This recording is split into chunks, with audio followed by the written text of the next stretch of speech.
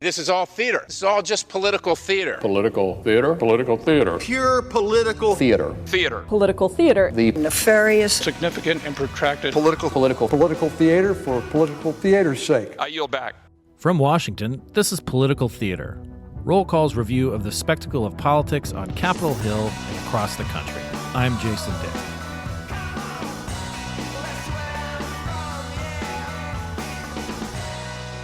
House Democrats are gathering for their annual policy retreat this week in Leesburg, Virginia, just outside of Washington, D.C., and they face a series of questions as they navigate the 119th Congress. These include, why are they more unpopular than Republicans? What can they do as a minority party in a closely divided Congress and country? How do they recruit quality candidates to run for office? And what level of coordination do they pursue amongst themselves and their allies? Our ace politics and campaign staff writer, Mary Ellen McIntyre, is out in beautiful Leesburg, Virginia, at the Democrats' retreat. And she just got out there and, has done the first round of press conferences and so forth. Things are just kind of getting underway, but she's covering this, and these are some of the kind of stories and questions that she is going to be pursuing. Mel, welcome back to Political Theater. Hello, I am here in Leesburg. It is beautiful spring day to sit inside various hotel conference rooms where the press is allowed and hear what our Democrats have to say here today. So yeah, just set the scene a little bit for these, retreats. We try to go to as many of these as we can. Sometimes we are not allowed in them. Senators tend to be a little shyer about these things. Like back in the day, even when Harry Reid would have his Senate Democrats retreat, sometimes they did it at Nationals Park, and we really weren't allowed to be in that area. But sometimes they just go over to the Library of Congress. It's not that big of a deal. This is more typical. The Republicans went down to Florida a few weeks ago for their policy retreat. For this one, it's in Leesburg. Sometimes they go over to Cambridge, Maryland. So just set it for our listeners about what it's like out there, because this is actually a really nice time to be in the Washington area, and you're going to be in air conditioning rooms for a long time. Although you won't get hay fever, maybe. True. No. So, we're here about an hour outside of DC. Actually, we were driving out midday today, and all of a sudden there were some sirens, and I lost track of how many, maybe 5 or 6 coach buses flanked by Capitol Police, all of the Democrats, driving out here.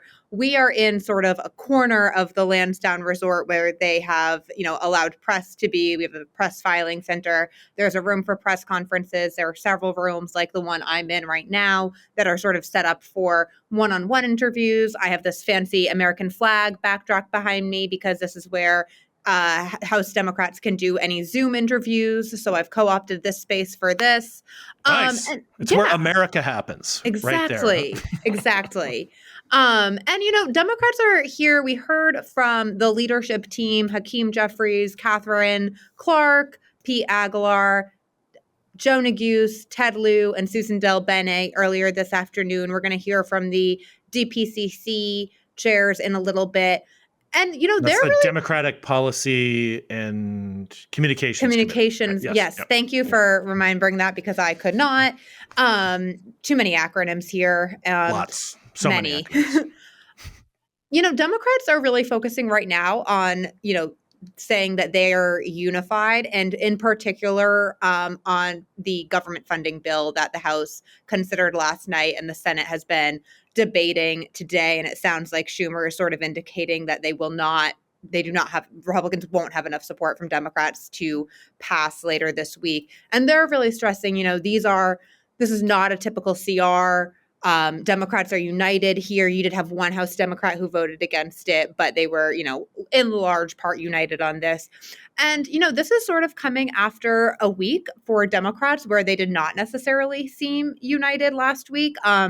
The big news, I think, in response to Trump's State of the Union was much more on how the Democrats were responding to Trump, including Texas Representative Al Green getting booted from the chamber first, and then his eventual censure later in the week.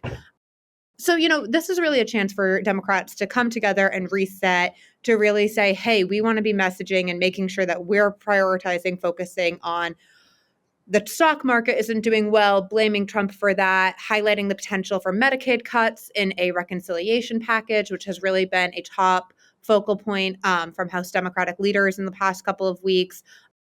The potential economic impacts of Trump's tariffs and the going back and forth and what that could mean for small businesses are all things that we've heard from Democrats in sort of their opening remarks today, and just sort of a taste of what they'll be talking about. They're going to be hearing over the next 3 days from some Democratic governors, including Gretchen Whitmer, Josh Shapiro, Andy Beshear. They're going to be hearing from pollsters and union leaders and commentators as they sort of, figure out, okay, we're here in the next 2 years, but how do we start preparing for the midterms next November?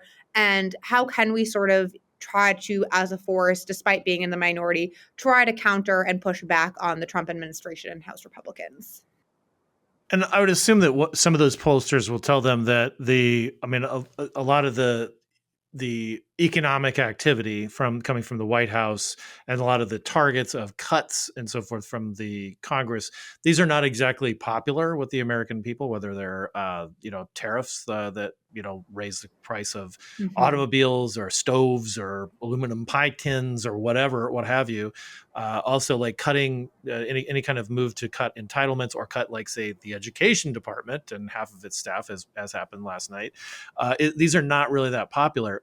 But on the flip side, too, neither are Democrats. But they're in this position where they don't really have a lot of authority. They don't have a lot of chances to affect the agenda. They're certainly not. They can react to it, but they can't set it. But they're still not very popular with the public. I mean, is this something that you think that you've heard any of the members talk about, or are they kind of like, nope, we're just gonna listen here? So far, Democrats seem to really be trying to emphasize sort of the growing unpopularity of Trump's economic policies. And I really emphasize growing because I do think that we're, sort of just starting to see that unpopularity unfold. I think, we're not even 2 months into the Trump administration. Like, his numbers have been pretty good. It has sort of seemed as if voters are giving him a little bit of a grace period. And they're sort of saying, we've got the economy back up and working post-COVID, and Donald Trump is, now wrecking that and shooting it down. And, while there were certainly some economic signs that were showing a good economy, it didn't necessarily feel to voters in a lot of cases that there was a good economy. So there's a bit of a challenge, I think, there for messaging. We'll see how much, they sort of listen to what the pollsters have to say about the so-called Democratic Party brand and sort of how that changes. It does really seem like they're trying to really emphasize that, maybe Trump's numbers on the economy in particular, always the top issue to voters, are starting to go down, and we'll sort of see what ends up happening there. But that's really a first sign of that in the CNN poll this morning, I would say, and we'll see sort of how that continues to play out in the coming weeks. Yeah. Last week, we also got a hint at some of the people who are going to be working more closely on campaigns in the Democratic apparatus. You mentioned Suzanne DelBene. She's up for her second turn in the chair as the chair of the Democratic Congressional Campaign Committee. That's the Democrats' campaign arm. But she announced a leadership team, and part of that is recruiting. Yes. And there, I'm curious. This is. As far away as the midterms seem in 2026, this is the time when you can reach like good candidates and say like, hey, well, I bet I know what you want to do with the next 2 years of your life. It's talk to people about money and talk to voters who might be hostile to your message. What do you hear about like what they're doing to sell themselves, not just to the country, but also to sell just to candidates? Like, hey, we want you to run as a Democrat in, like, I don't know, like Wyoming or something. What kind of things are you hearing, or what kind of moves do you see them starting to make as they make this pitch, not just to the voters, but also people who they want to appear before the voters? Yeah, it's sort of a slow process, and I think this is the time that, Susan Del Bene, the recruitment chairs, they haven't necessarily outlined all of their pitches yet. But I think we'll be hearing more about that in the coming weeks. For example, one thing that Democrats and the D-Trip haven't put out yet is their target list for red to blue and sort of the Republican districts that they're going to be targeting. And that, I think, will help clarify some of that. But I do think that this is definitely a challenge, and it's something that I'm really interested in, hearing more. Like, how do you talk to these people? What is the theme? I think we've talked about 8 years ago when the Democrats flipped the House. There were a lot of women who stepped up to run, a lot of women with national security backgrounds specifically. We haven't really seen a trend line emerge like that yet, but I will say, like, it hasn't necessarily been like an early rush of candidates getting into races. You certainly have some folks getting into certain House races that are likely to be competitive. This week you had Rebecca Cook in Wisconsin, who came within 3 or 4 points of defeating Republican Congressman Derek Van Orden, getting back into the race. One thing that'll be, hopefully in her, that she will think hopefully for her, is that getting in early, she might be able to clear the field with her strong name ID from last cycle. She had a pretty tough primary 2 years ago that sort of delayed getting that race really onto the map. So we'll see. Getting people into these races early can be really helpful, but it is early, and I think it's just kind of tough to tell right now exactly how that's going to go.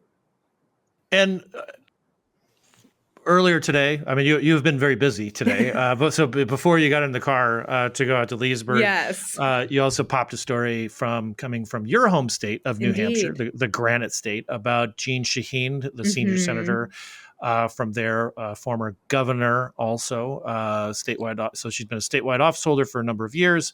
She is retiring.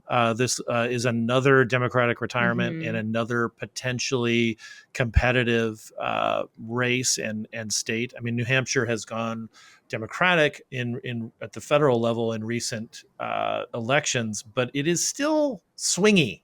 I mean, yes. It's not something that either party can take for granted. Certainly, we saw former Senator Kelly Ayotte, a Republican, win the governorship. So and it's been a Republican governor for years now. So it's begs the question of, okay, Kirsten Gillibrand is the head of the Democrats' campaign arm over in the Senate. The DNC has a new chair. Is there? I mean, you mentioned the pollsters and pundits and governors like Andy Beshear and Gretchen Whitmer, people who can win in swing districts or conservative states. Talking to them, is there evidence of a lot of coordination among their peers, though, with people in the Senate and also at the national level? Not a ton of public evidence at this point. I emphasize public. We don't know what sort of conversations that they have privately, but not necessarily a ton of public interaction at this point. Again, it is early. These are different races. They're very different maps. So that is something to consider. I think one thing that's sort of interesting, you look at New Hampshire, you also look at Minnesota, where Tina Smith is retiring, maybe Michigan, where Gary Peters is retiring, is, these Senate openings, some of the first people who are considered potential candidates are House members from these states. So like you look at both of New Hampshire's members of Congress, Chris Pappas and freshman Maggie Goodlander, are sort of, seemingly considering running for this open Senate seat. Kind of a, no-brainer for them to at least consider it here, of course, and potentially get into that race. But that will then open up, if they both chose to run, or if Chris Pappas chooses to run, as I think a lot of people are seem to be expecting, that opens up a competitive House seat as well. So you can see that Angie Craig is considering running in Minnesota, Hillary Schulten considering running in Michigan. You sort of have a trickle-down effect when these happens in a sort of interesting way. So that's something else to sort of consider. And, it's one thing when you have someone in a pretty safe seat who is giving up their House seat to run, and you're pretty, the party is likely to hold that seat. It's a little bit different when you're in a more competitive seat. Even, some of these states are seats that I've just mentioned are certainly lean Dem seats, but an open seat is always going to be a little bit easier for the opposite party to come in and try to pick up a seat than if they're going up against a strong incumbent. And there lends itself to an interesting dynamic also, which is that you've got I mean, obviously, being in the Senate has a few more, maybe perks. It's just it's a smaller membership for one. You just don't have to deal with as many people. But you do have to go 10 weeks in session now, it seems. Right. So. Kind of, yeah. The 5-day-a-week thing hasn't quite worked out that way as we were promised. But you also only have to run every 6 years anyway. But all of those seats that you mentioned, New Hampshire, Michigan, and Minnesota, those would just be Democratic holds. Whereas Schulten, Craig, Pappas, Goodlander, if their seats flip, I mean, like the Democrats actually have probably a better shot at reclaiming the House majority than they do the Senate majority, because if they just held those seats, they would still be, it would still be 53-47. Whereas they just have to flip a few in the House to get the majority, but it just becomes that much more difficult, if they have seasoned candidates, or in Pappas's case, somebody whose family owns a famous restaurant in New Hampshire, everyone get ready for a lot of chicken tender leads if Chris Pappas runs for Senate. They are very good, I can confirm. And remind me of the name of the restaurant. I blanked on it just now. The Puritan Back Room. The Puritan Back Room. Yes, it sounds. It's very New England. It's so New England. But it's going to be an interesting sort of set of dynamics. Well, Mel, I know that thank you for getting us in, because I know that you've got an event at 4:30 afternoon when we're recording this in the afternoon. I know you got to get to that. But I just felt this was interesting, just, because we, this is, at least for us, one of the more accessible retreats, and also I think the inner dynamics of the Democratic caucus in the House are kind of fascinating right now because of just where they're at and where the political dynamics in Washington are at too. So thanks for being our eyes and ears out there. I look forward to your stories. Of course. Always happy to join you guys. And if do you want to stick around for the word of the week? Oh, would love to. Okay, perfect. The word of the week, if folks have been queuing in on some of the debate on Capitol Hill about money, about clawing money back that's already been appropriated and so forth, they may have heard the word rescission, not recession. Perish the thought, rescission. A rescission is it's an artifact. It's a part of the 1974 Budget and Impoundment Control Act. It's not used that often, but it does allow the president to propose that budget authority for specific projects be canceled. Both houses of Congress must approve a rescission proposal within 45 days of the president submitting it, or the funds, if they're being withheld, become available for spending. They're privileged resolutions, so they're not subject to the filibuster in the Senate. So it makes things kind of interesting, but it's not a given, but a president can say, I don't really want to spend this money, and so here it is, and then it has to go to each chamber. So that's rescission, not recession, rescission. And that's RESCISSION for those keeping score at home. Finally, this is kind of random, but it just seemed to come up at an opportune time. It's apropos of nothing. Alan Tuzinski, our ace producer for this podcast, was helping move his in-laws down in Florida, down in Coconut Grove. For those of you who have spent any time in that area of the sort of greater Miami-Dade area, Coconut Grove, peacocks are all over the place. And I growing up in a small town in Arizona, you wouldn't think that would be a place where you'd find a lot of peacocks. But for some reason, my grandmother's neighbor in Cottonwood, Arizona, had peacocks in his backyard, which sort of trotted all over downtown Cottonwood, Arizona, because their backyard went into a gulch. Anyway, so I recognized the peacocks when I was talking to Alan once on the phone, or maybe it was the previous podcast where we were just sort of kibitzing beforehand. And I thought, oh, I recognize that sound. And so, the Daily Show used to call this their moment of Zen. We can't call it that, obviously, but also CBS Sunday Morning ends things on this kind of thing. So, Alan, when you can press the button, let's hear some of those peacocks down from Coconut Grove.